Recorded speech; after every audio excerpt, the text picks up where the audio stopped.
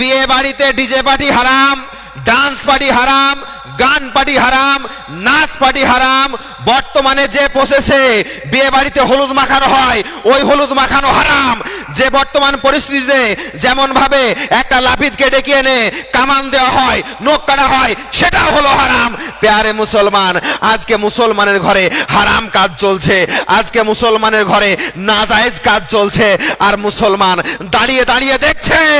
বর্তমান পরিস্থিতি এতটাই খারাপ, বিয়ে বাড়িতে দেখবেন গায়ে হলুদ দেওয়া হয়।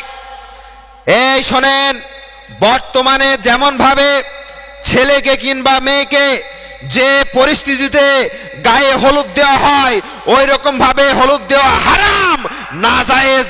যেমন ভাবে বিয়ের অনুষ্ঠানে যখন কামান দেওয়া হয়, নখ কাটা হয়, হাতের নখ, পায়ের নখ, একজন লাপিতকে নিয়ে আসে, লাপিতকে, আর সেই লাপিত এসে একজন মেয়ের নখ কাটে, একজন মেয়ের হাতের নখ কাটে, পায়ের নখ কাটে। বিলকুল হারাম, বিলকুল হারাম, বিলকুল হারাম, নাজায়েজ কাজ। কেন কেন কেন? আরে আপনার ঘরের মেয়ে পাকিজা ঔরাত, পবিত্র ঔরাত, ভালো মেয়ে, একটা লাপিত সে এসে আপনার মেয়ের গায়ে টাচ করে নখ কেটে গেল, আর আপনি হিজড়া দাঁড়িয়ে দাঁড়িয়ে দেখলেন, এই দাঁড়িয়ে দাঁড়িয়ে দেখলেন, খুশি মানাচ্ছেন, ঢোল বাজাচ্ছে, ঘুরে তাকে আবার টাকা দিচ্ছে। কিন্তু আপনি শরীয়ত কোনোদিন খুললেন না, কোরআন কোনোদিন দেখলেন না, হাদিস কোনোদিন দেখলেন না, শরীয়তে মুস্তাফাকে দেখলেন না, শুধু মনে মনে বলে গেলেন, মুখে বলে গেলেন নবীকে ভালোবাসি, রসুলকে ভালোবাসি, রসুলের জন্য জীবন দিয়ে দেবো। কিন্তু আপনি রসুলের সে শরীয়তকে ফলো করলেন না, আপনি রসুলের সে হাদিসকে ফলো করলেন না। কেমন করে আপনি আশিকে রসুল হতে পারবেন? আপনি দাঁড়িয়ে থাকাকালীন আপনার বেটির নখ কাটছে, গায়ে টাচ করে, হাত ধরে একটা পরপুরুষ, সে কে? লাপিত কি মেয়ের বাপ হয়? বলেন, লাপিত কি মেয়ের বাপ? লাপিতের ওইটা বিটি যে সে নখ কাটবে? নখ যদি কাটতে হয় বাপ কাটো, নখ যদি মেয়ের কাটতে হয় মা কাটো, আর তা না হলে মেয়েকে বলো নিজে নিজে নখ কাটবে। কেন? মেয়ে তোমার খোড়া নাকি? সারা জীবন সে নিজের হাতে নখ কেটে আসলো, আর বিয়ের দিনে লাপিতকে ডেকে নখ কাটতে হবে? এটা কোন হাদিস আছে? কোন হাদিস আছে? কথাগুলো শুনতে আপনাদের খারাপ লাগবে, কিন্তু এটাই বাস্তব কথা যে সারা জীবন নখ কেটে এলো, তার নখ লাপিত কাটছে, কেন কাটবে?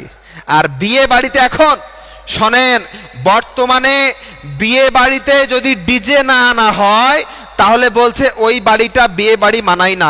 কেমন লাগে? বলছে মরা বাড়ি লাগে, মরা বাড়ি লাগে। আবার দেখবেন যে বাড়িতে ডিজে বাজে সেই বাড়ির লোক নামাজ পড়ে, সেই বাড়ির মেয়েও নামাজ পড়ে, ভাইও নামাজ পড়ে। আবার মেয়েরা মার্কেটে গেলে, বাজারে গেলে, অনুষ্ঠানে গেলে, ঘুরতে গেলে, বেড়াতে গেলে বোরখা পরে বের হয়, বোরখা। আবার সেই বাড়িতে ডিজে বাজে। বলেন এটা কেমন বোরখা, ওটা কেমন নামাজ, ওটা কেমন আমল? হারাম কাজ করছো তখন তোমার ভিতর কাঁপে না? হারাম কাজ করছো খুলেআম, প্রকাশ্যে হারাম কাজ করছো, মুখে দাড়ি রেখে নামাজ পড়ছো, কেমন করে নামাজ কবুল হবে? বলো, বাড়ির মধ্যে প্রকাশ্যে হারাম কাজ করছো আর বোরখা পরে বের হচ্ছ, কেমন করে কাজ হবে? এই দাম আছে? সমাজ কেমন করে উন্নতি হবে? বলেন, আপনার জামার ভিতরে পায়খানা ভরা, উপরে সেন্ট মারলে কি হবে? কাজে আসবে? ভিতরকার পায়খানাটাকে দূর করুন, জামার ভিতরে পায়খানা লেগে আছে আর আপনি সেন্ট মারছেন, সেন্ট, কাজ হবে না, কাজ হবে না। ফাওয়াইলুল লিল মুসাল্লিন, এইরকম নামাজিগুলাকে ওয়াইলুন জাহান্নামে যেতে হবে। মনে রাখবেন, এখনো সুযোগ আছে, সময় আছে, তওবাতিল্লাহ করে শরীয়তে মুস্তাফাকে আঁকড়ে ধরে সঠিক পথে চলে আসুন। দুনিয়া এবং আখিরাত দুইটাই কামিয়াবি হবে।